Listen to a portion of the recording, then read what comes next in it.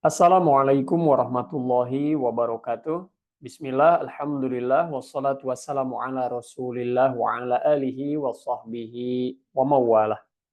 Sahabat Azam rahimakumullah, alhamdulillah pada kesempatan yang berbahagia ini kita akan memulai pembelajaran faham dasar bahasa Arab Al-Quran kelas Sorof, di mana sekarang kita memasuki sesi muqaddimah.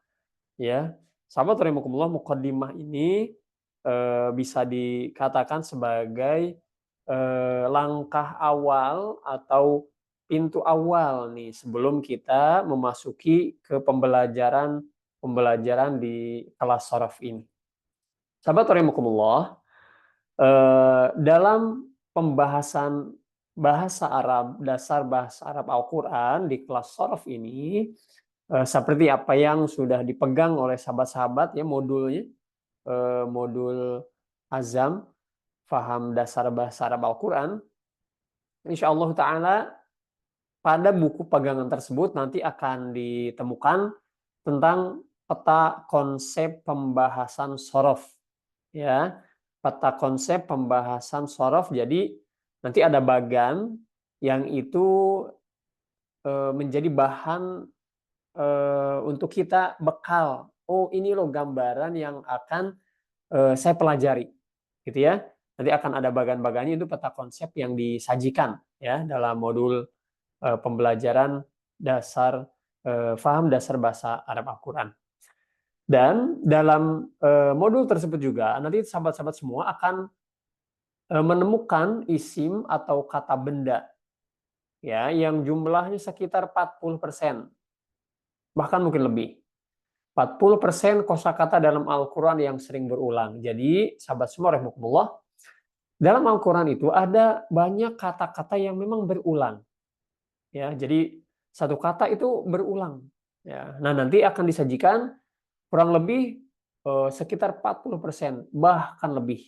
Ya, nanti akan disajikan juga dalam modul Azam yang sudah di tangan sahabat-sahabat semua. Berikutnya juga nanti akan ada kosakata lainnya dalam Al-Quran beserta frekuensi pengulangannya. Di samping tadi ada kata yang sering berulang yang jumlahnya sekitar 40% dalam Al-Quran, nanti ada kosakata tambahan. Ya, yang nanti pun ada angkanya, ada berapa sih jumlah pengulangannya dalam Al-Quran, nah gitu ya, seperti itu. Juga nanti akan ada fi'il atau kata kerja yang ada dalam Al-Quran beserta perubahannya dan frekuensi pengulangannya. Jadi sahabat-sahabat semua pun nanti selain kata benda, juga ada kata kerja yang akan ditemukan dalam modul tersebut. Di mana kata kerja itu langsung kata kerja yang ada dalam Al-Quran. Jadi sahabat semua rahimakumullah, dalam pembelajaran Azam paham dasar bahasa Arab Al-Quran ini memang kita fokus pada kosakata bahasa yang ada dalam Al-Quran. Maka kita tidak akan menemukan misal kaifa haluka anta, bagaimana kabarmu, bi khairin walhamdulillah, ila aina anta, itu kan sifatnya muhadatsah atau percakapan atau conversation. Nah, maka di sini akan kita dalami memang fokus ke bahasa Arab Al-Quran. Kosakata pun kosakata yang ada dalam Al-Quran, ya dominannya ya sebagian besarnya itu kosakata yang ada dalam Al-Quran Al-Karim. Begitu sahabat rahimakumullah. Dan juga nanti akan ada ditemukan harf beserta contohnya dalam Al-Quran. Jadi nanti kita akan temukan isim, fiil, harf atau kata benda, kata kerja dan harf ya, yang ada dalam Al-Quranul Karim. Sahabat rahimakumullah, berikutnya kita akan mencoba memberikan booster ya atau nutrisi atau motivasi untuk kita semua. Kenapa sih kita harus memahami bahasa Arab, khususnya bahasa Arab Al-Quran? Sebagai seorang muslim yang mempunyai kitab suci Al-Quran sebagai pedoman petunjuk hidup yang senantiasa kita baca setiap hari, mungkin satu hari bisa 2 kali, 3 kali, bisa 1 juz selesai. Setidaknya menjadi penting perhatian bagi kita setelah kita dapat membacanya dengan tartil, kita belajar juga untuk memahaminya, ya, memahaminya, memahami mufradatnya, memahami maknanya, dan kedepannya mengamalkannya. Nah, pintu gerbang untuk memahami bahasa Al-Quran ya mempelajari bahasa Arab itu sendiri. Ya, Allah Taala menyampaikan dalam surat Yusuf ayat kedua, A'udzubillahi minasyaitonirrajim. Inna anzalnahu Qur'anan Arabiyyan la'allakum ta'qilun. Sesungguhnya kami menurunkannya berupa Al-Quran dengan berbahasa Arab agar kamu memahaminya. Ya, sama terimakumullah, Al-Quran ini diturunkan dalam bahasa Arab agar kita dapat memahaminya. Dengan kata lain, insya Allah ketika kita mempelajari bahasa Al-Quran, mempelajari bahasa Arab, mudah untuk kita pahami insya Allah. Berikan sugesti-sugesti positif. Al-Quran itu mudah, bahasa Al-Quran itu mudah, bahasa Arab itu mudah. Insya Allah kita akan memahaminya. Asal kita mau belajar. Kapan? Sekarang. Jadi jangan tunda lagi. Jangan susah nanti aja. Susah. Susah bukan berarti kita tidak mempelajarinya. Sesulit apapun matematika dulu waktu kelas 1 SD, kita belajar, kita pelajari, kita kaji, buka lagi pelajarannya. Kita bisa kok gitu. Sekarang kita sudah usia SMP atau SMA atau kuliah atau mungkin sudah kerja, akan mudah ketika membuka pelajaran matematika kelas 1 SD. Karena kita pernah mempelajarinya, pernah membacanya. Kalau itu sulit, sekarang mudah. Ya, maka kalau bukan sekarang, kapan lagi untuk belajar bahasa Arab, khususnya bahasa Arab Al-Quran. Sahabat rahimakumullah, berikutnya Rasulullah Shallallahu Alaihi Wasallam menyampaikan, khairukum man ta'allamal Qur'ana wa 'allamah. Sebaik-baik kalian adalah orang yang mempelajari Al-Quran dan mengajarkannya.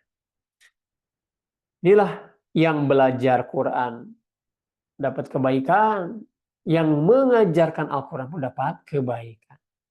Dan sahabat semua, mempelajari Al-Quran tidak terbatas pada mempelajari tajwidnya saja. Tidak terbatas pada mempelajari tahsinnya saja. Ya.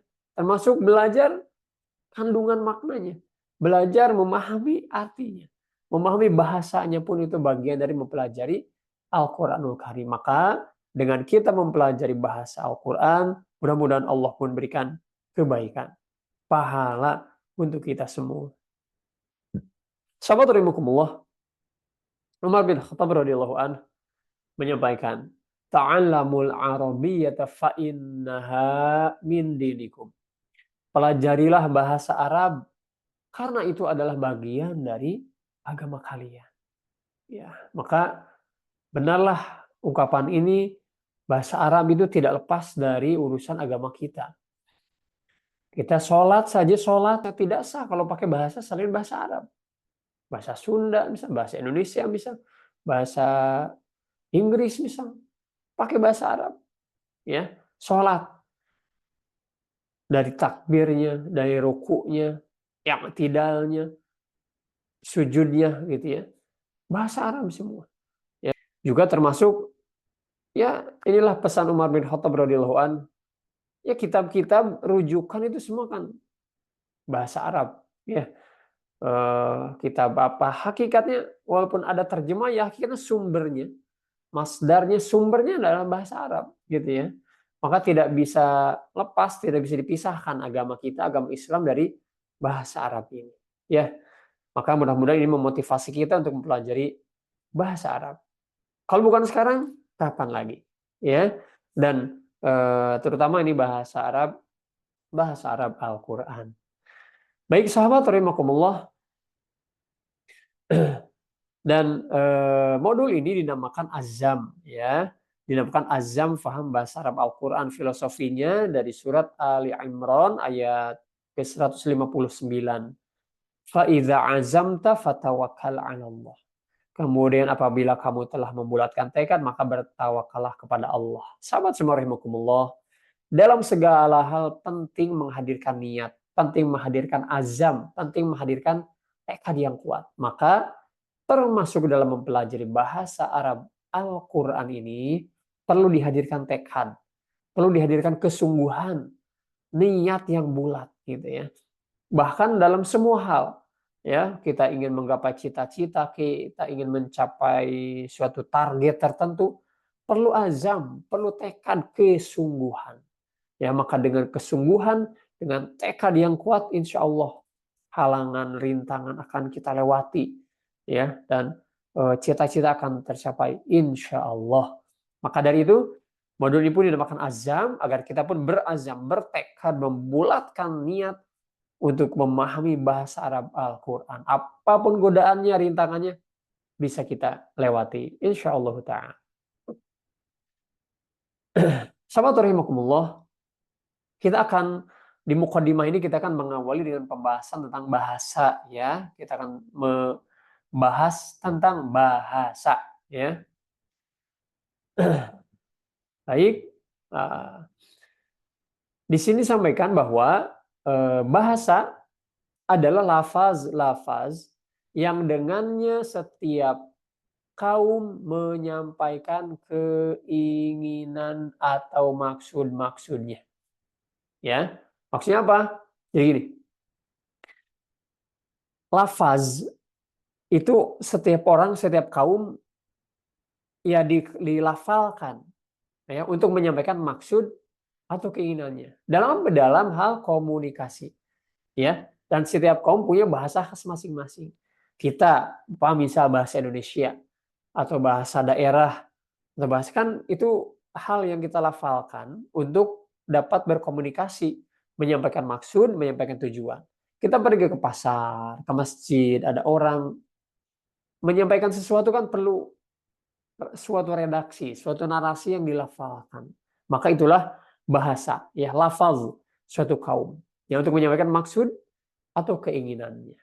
Dan dalam hal ini bahasa Arab pun demikian adanya. Bahasa Arab adalah lafaz atau kata-kata yang dengannya orang Arab menyampaikan maksud dan tujuan-tujuannya dalam komunikasi. Gitu ya. Ini terkait dengan bahasa. Nah, kita mengerucut ke tentang ilmu tentang bahasa Arab. Sahabat-sahabat semua rahimakumullah. Dan ini dia, ya, tidak semata-mata Allah menurunkan Al-Quran dalam bahasa Arab, ya, kepada seorang Nabi Muhammad SAW dari bangsa Arab, ada hikmah di dalamnya. Maka jangan sampai ada pemahaman, bahasa Arab ini karena untuk orang Arab, jadi orang Arab ajalah yang bisa, kita nggak usah pelajarinya. Nanti na'udzubillah, nanti Al-Quran ini pun khusus untuk orang Arab. Enggak, na'udzubillah, bukan seperti itu. Tapi ada keutamaan. Tidak semata-mata Allah menghadirkan Al-Quran dalam bahasa Arab, menurunkan Al-Quran kepada Nabi dari bangsa Arab, yang hakikatnya nanti rahmatan lil alamin untuk semua. Tadi dalam surat Yusuf pun sama. Allah menurunkan dalam bahasa Arab agar kita dapat memahaminya. Ya, jadi sekalipun kita bukan bangsa asli Arab, mari kita pelajari bahasa Arab ini. Bahkan dalam sejarah tidak sedikit orang-orang yang mengarang ilmu nahwu sorof, menulis tentang kaidah bahasa Arab itu bukan dari orang Arab, ya.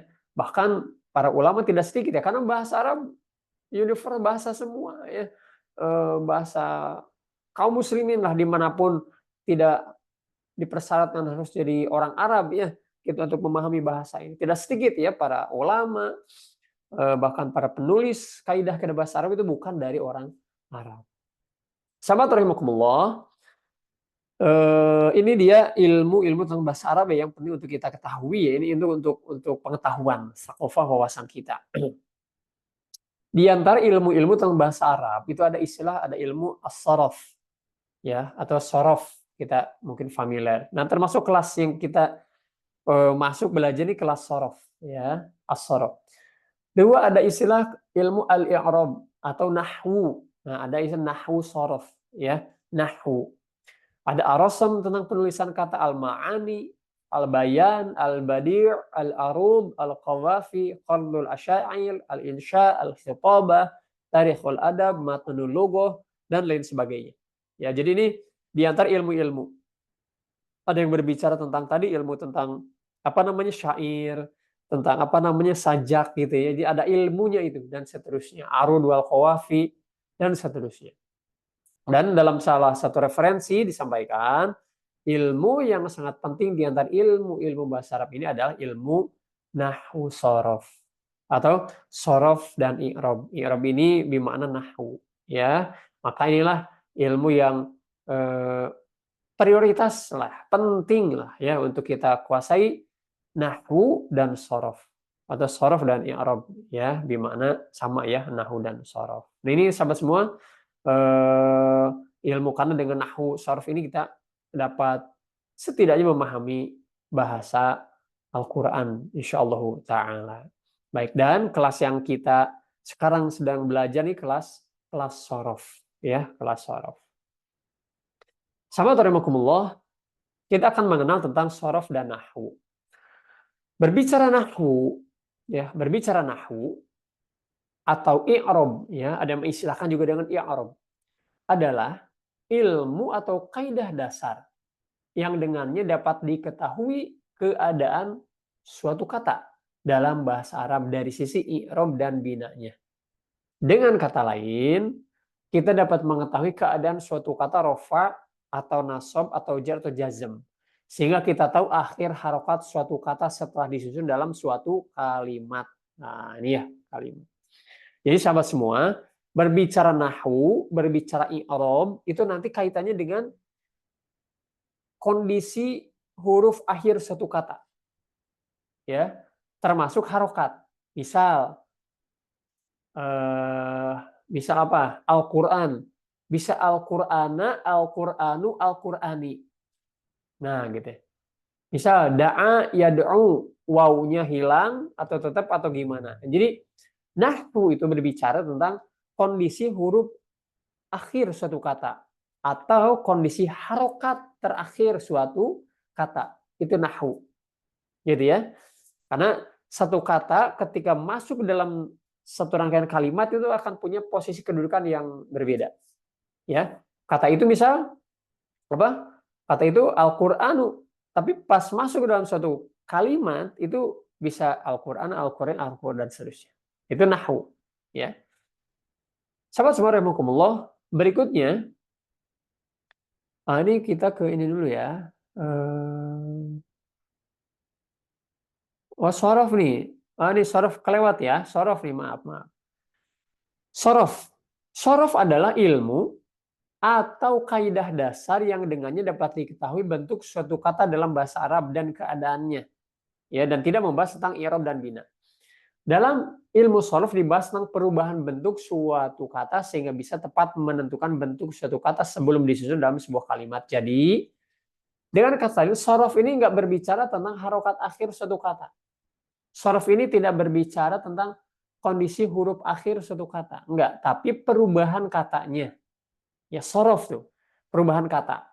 Ya, jadi sebelum masuk ke dalam kalimat dan nanti pas masuk ke dalam kalimat sepertinya perubahan bentuknya. Ya, perubahan bentuknya. Nah, kelas inilah yang akan kita pelajari sekarang tentang sorof. Nanti perubahan suatu kata. Ya, perubahan suatu kata. Misal kata kataba, nanti ada katibun, maktubun, ya, dan seterusnya. Fataha, fatihun, maftuhun. Nanti akan kita kaji. Jadi bentuk katanya, perubahan bentuk katanya dan jenisnya apa. Nah, itu yang akan kita pelajari di kelas sorof ini, ya. Baik. Nah, itu teman-teman semua, dan insya Allah nanti disajikan. Nah, disajikan di halaman-halaman awal itu ada peta konsep satu. Nah, inilah peta konsep yang akan kita pelajari tentang perubahan kata itu atau sorof, ya. Nanti nanti kalimat atau kata dibagi menjadi 3 jenis, ada isim, ada fi'il, ada haraf. Nah, nanti isim terbagi lagi. Isim dilihat dari jenisnya, isim dilihat dari jumlahnya, dan seterusnya. Nah, inilah yang sorof yang kita maksudkan. Jadi kondisi suatu kata atau perubahan suatu kata, gitu ya. Oh, dilihat dari jenisnya, ada muzakkar, ada muannas, ada laki-laki, perempuan, dan seterusnya. Ini yang akan kita bahas di pelajaran atau kelas sorof ini. Baik, demikian sahabat-sahabat, ini untuk mukadimah ya, untuk mukadimah penjelasan kita. Mudah-mudahan bisa difahami untuk membekali kita sebelum masuk ke kelas sorof. Sampai ketemu di pembelajaran berikutnya. Alhamdulillahirabbil alamin. Wassalamualaikum warahmatullahi wabarakatuh.